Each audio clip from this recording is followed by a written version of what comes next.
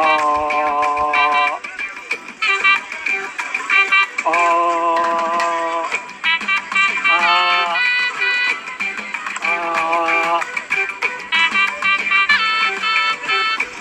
ఆ, ఆ,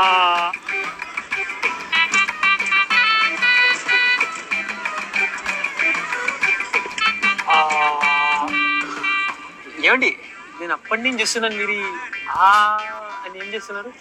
నోటి క్యాన్సర్ పరీక్షకు సిద్ధమవుతున్నాను. క్యాన్సరా? మరి ఎందుకు అంత గట్టి చెప్తున్నారు సార్? ఇదేం పెద్ద విషయం కాదు. అందరూ చేయాల్సింది ఏంటంటే ఆ అంతేనా? కేవలం ఆ అవును, ఆ ఇదే మీరు చేయాల్సింది. మీరు మీ నోటిని పెద్దగా తెరవాలి.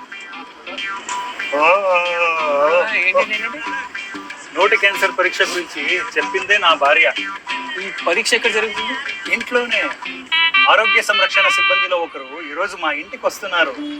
ఎందుకంటే కొన్ని వారాల నుంచి ఆయన నోటిని పుండుంది. ఇది కేవలం ఒత్తిడి వల్లనే, వేరేం కాదు.